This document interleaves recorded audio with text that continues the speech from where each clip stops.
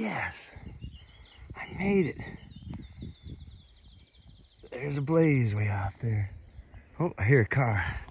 Ha! Muir Preserve. Foot travel welcome. Nice.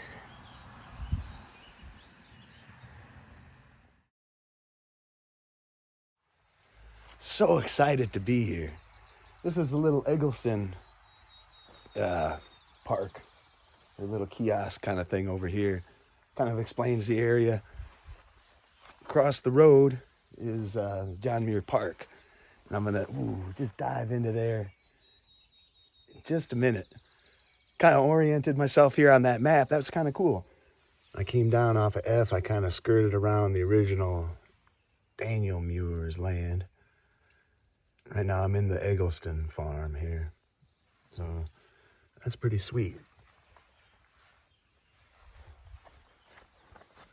So this little Eggleston Park here is really nice. You can sit down and rest on that concrete bench. On that concrete little outcrop in there.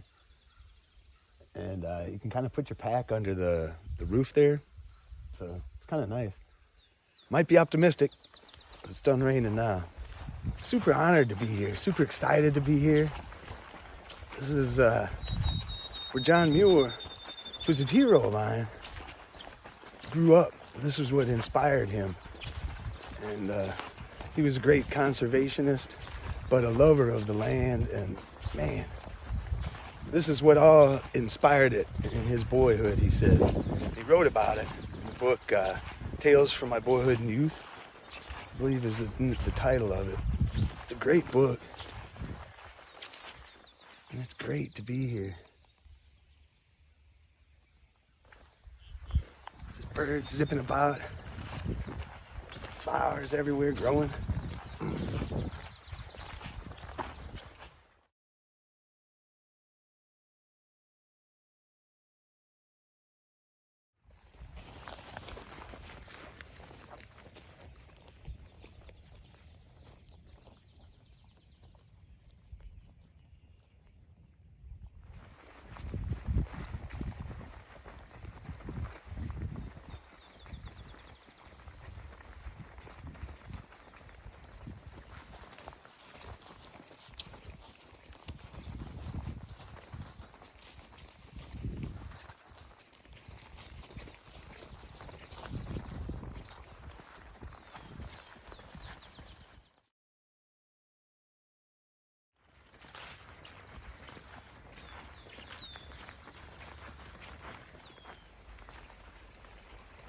There is the lake.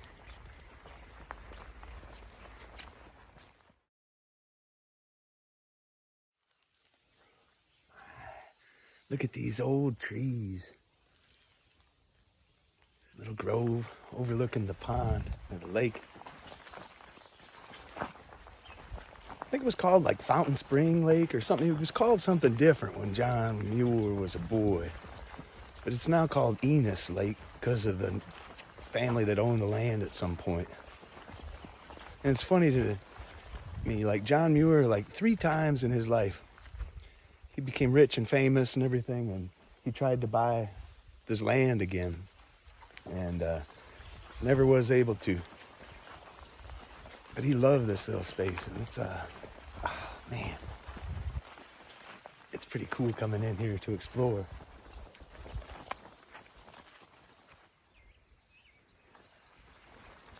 The trail will kind of go down and around and then back up the other side. Loving it. Just loving it. This lake. So John Muir wanted to learn how to swim, and he asked his dad. And his dad said, go down to the lake and watch the frogs. And that's what he did.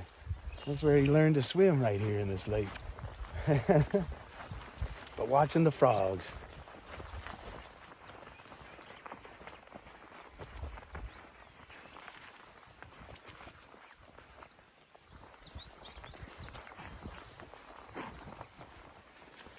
So John Muir was he was born in Scotland. But he came over with his father and I think his brother 1849, 1850, somewhere in there. They got some land in Wisconsin, and they made their way here and built up a little farmstead. And a year or two later, then like his ma and everybody else in the family came over. Bench.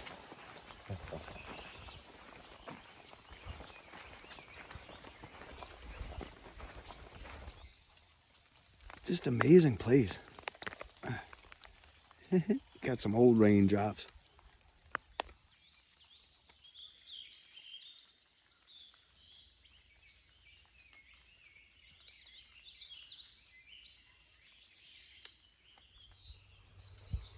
Yeah, I think even though he didn't end up owning this land, that John would have been kind of pleased with how it turned out.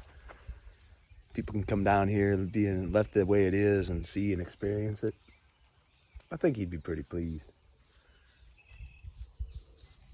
I'm just chilling here on this bench still, in amazement. There's a few times in my life I've been to places like this. Give me this feeling. Like Sunyo in Greece is one. Reading the mythologies and all of that. It's kind of this mythical place, but it's a real place. You can go and see it and stand on the cliffs. Yeah, so this is one of those magical kind of places. Just a simple kettle pond. Kind of a drumlin running along here. But it's a whole lot more than that. History and dreams. Kind of all intertwined. I love it.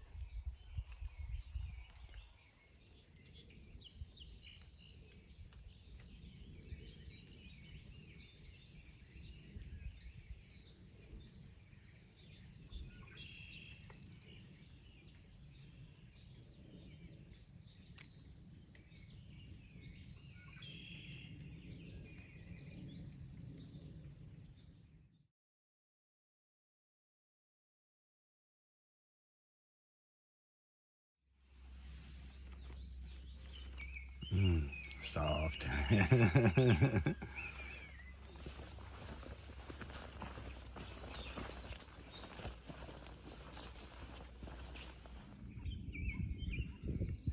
So here's the little marshy stream.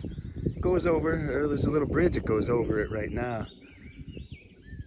I think this was probably a little stream that boyhood Johnny Muir was exploring around, roosting up frogs and such.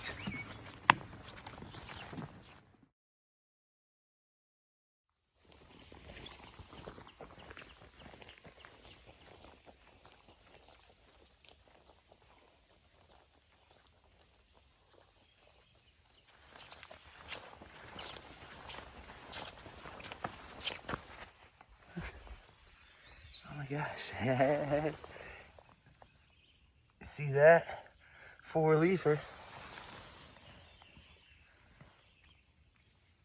Right here. I find these all the time. But here, at Johnny Muir's Lake, that's the most special one I've ever found. Usually I'll pick them and give them away, press them and dry them and stuff and give them away. But I think I'm gonna leave this one. Like in the Bob Ross paintings, it's like, yeah, it's a little secret. I know there's a 4-leafer here. Man, I was just gonna say how magical this place is. Just to wander through, and then found that clover like that. Oh man, it is a magical place. Kind of interrupted my train of thought, but it's still on track. Kind of skirting around the bottom of the lake now. Look at these flowers blooming.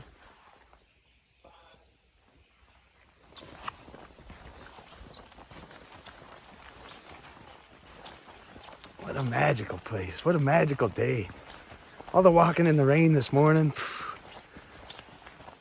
Nothing for this.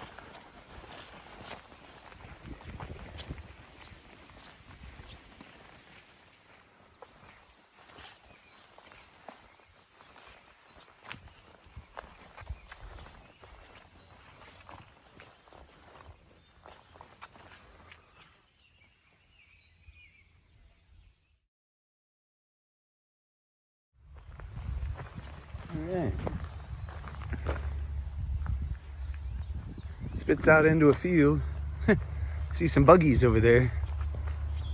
That explains, I'm glad I wasn't filming at the time, but there was like a dozen Amish women or Mennonites or something. Some of them barefoot. Went walking the other way on the trail and I passed them. It's kind of funny.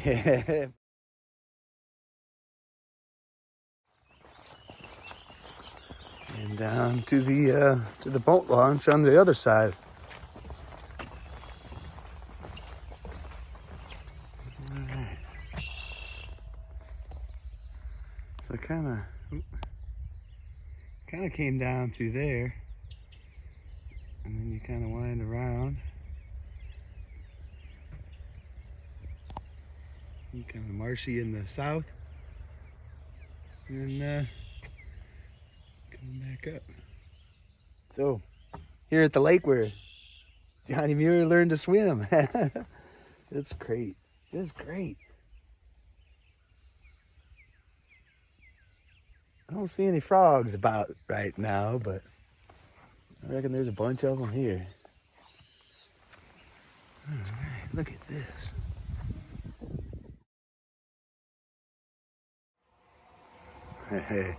And the Ice Age National Scenic Trail. Oh, look at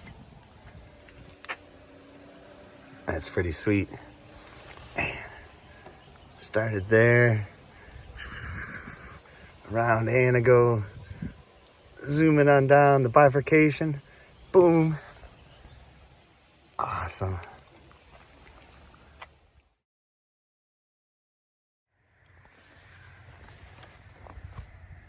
All right. And John Muir, foster son of Wisconsin, born in Scotland, April 21st, 1838. I won't read the rest, but you can. Pause it if you need to. Nice. And just enjoyed a fine evening's meal there underneath that shelter. You can see the clouds are ominous over there. But look at this. Got a peak of blue.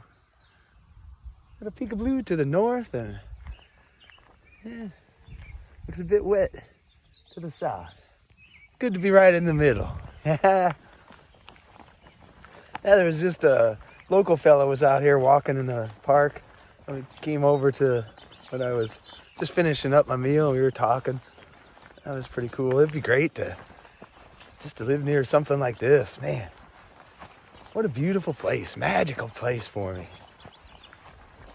But I'm gonna zip around here one more time. That's how great it is. This is probably my favorite segment of all.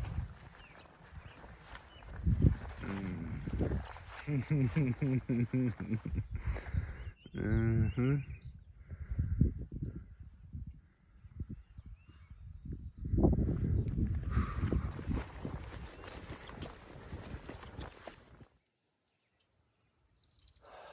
Oh boy. Yeah.